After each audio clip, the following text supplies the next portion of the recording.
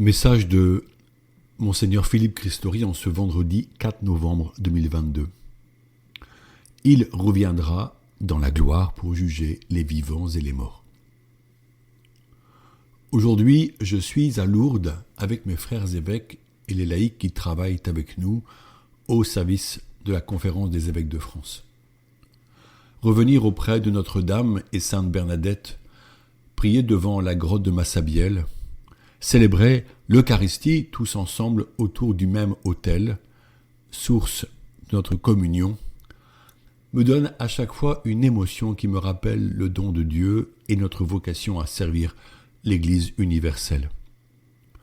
Il est vrai qu'en ce sanctuaire, des fidèles du monde entier viennent en pèlerinage et manifestent la dimension catholique de notre foi. Vous êtes nombreux à prier pour notre assemblée et je vous en remercie. Les sujets ne manquent pas, certains sont graves et lourds à porter.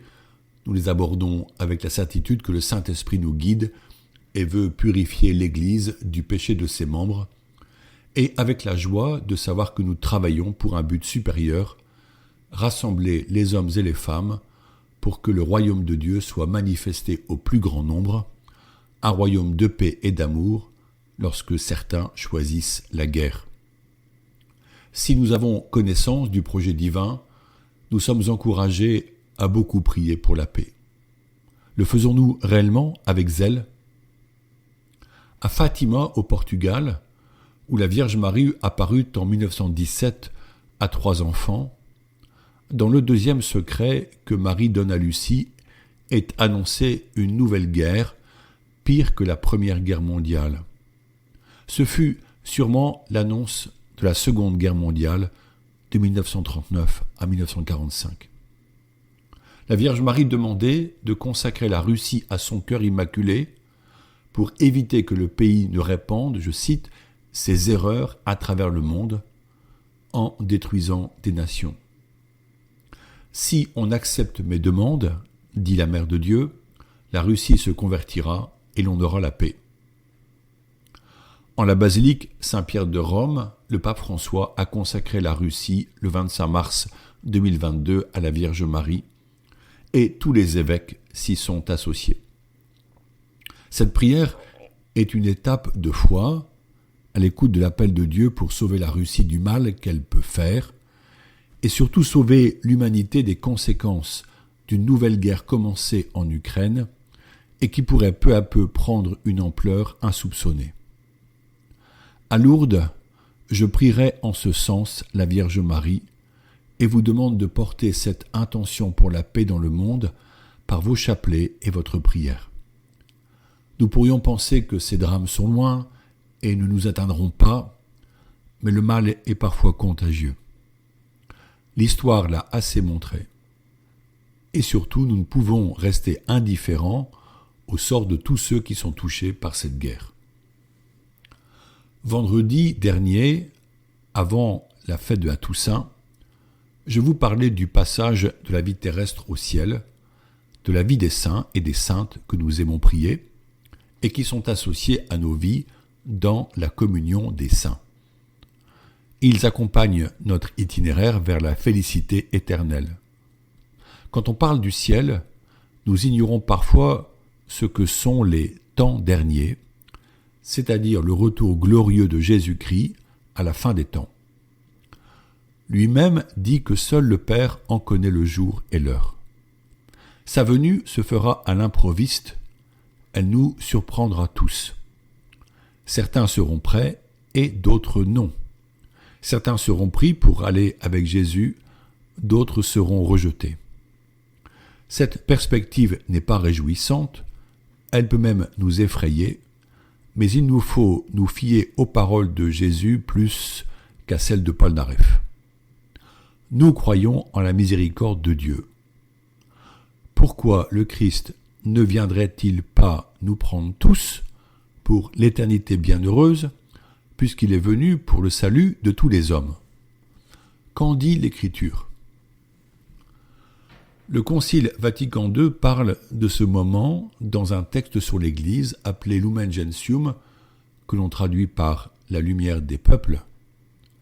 Citons ce passage du chapitre 48.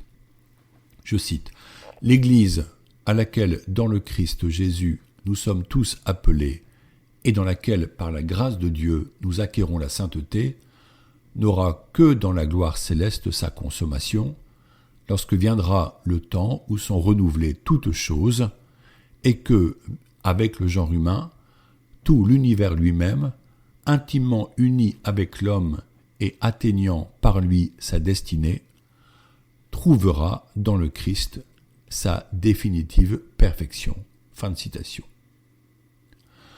Ce texte dit qu'il y aura un temps pour la perfection. Et nous pouvons dire qu'il s'agit de la perfection dans la charité, puisque, selon saint Paul, seule la charité restera. Ce sera pour les hommes et les femmes sauvés de la mort et vivant en Christ la vision de Dieu, que l'on appelle la vision béatifique. Nous verrons Dieu face à face et nous serons plongés en lui, donc immergés en son infini amour, un amour qui réchauffe, qui comble, sans consumer et sans détruire. Saint Pierre, dans sa lettre, parle de ce moment avec l'expression « les cieux nouveaux et la terre nouvelle ». 2 Pierre 3 au verset 13. Car alors ciel et terre chanteront la louange du Seigneur, car toute la création sera saisie par le salut. Tout sera accompli, dit saint Paul, sous un seul chef, le Christ, les êtres célestes comme les terrestres. Éphésiens 1 au verset 10. Pour chacun de nous qui sommes passés par le creuset souvent éprouvant de la vie terrestre, nous est faite une promesse que saint Jean exprime par ces mots. Je cite, « Dieu essuiera toute larme de leurs yeux, de mort il n'y en aura plus, de pleurs, de cris et de peines il n'y en aura plus, car l'ancien monde s'en est allé. » Apocalypse 21 au verset 4. Là, nous formerons la communauté des rachetés, la cité sainte de Dieu, l'épouse de l'agneau.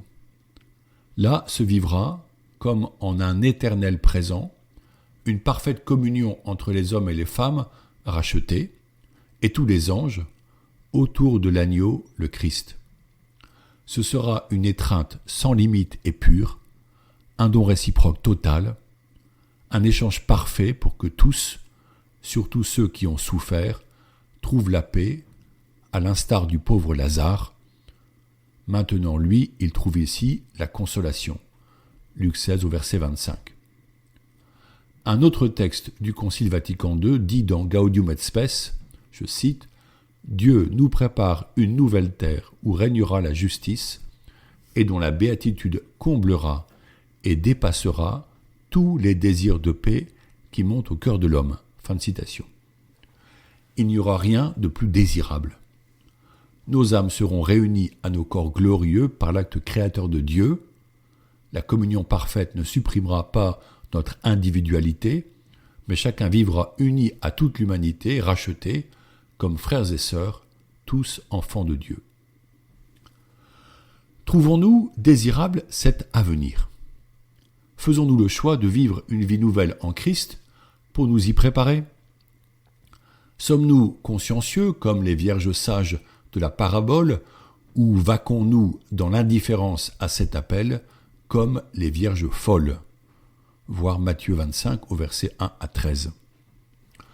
La vie chrétienne n'est pas un chemin de peur puisque nous avons conscience que la liberté que Dieu donne nous engage à choisir le chemin de la vie. Notre liberté est au service de ce bien ultime. Certains, l'ayant détourné de sa finalité, en abusent pour une vie de désordre. Un jour, nous devrons rendre compte de nos actes. N'y a-t-il pas une joie merveilleuse à vivre dès maintenant dans la lumière divine, qui peut être comparée à la lumière émise par le soleil, qui éclaire toutes les choses qui nous entourent et nous permet d'en voir les formes et les couleurs ? Sans cette lumière astrale, nous serions dans le noir en permanence. De manière analogique, vivre dans la lumière de l'esprit transforme notre vision des rapports humains et cela permet de voir la direction à prendre pour une vie au service du bien de tous, dans l'entraide et le partage, dans la force du cœur face aux épreuves. L'esprit est lumière, et sa lumière n'a pas de limite pour celui qui ouvre toujours plus largement son cœur à son action.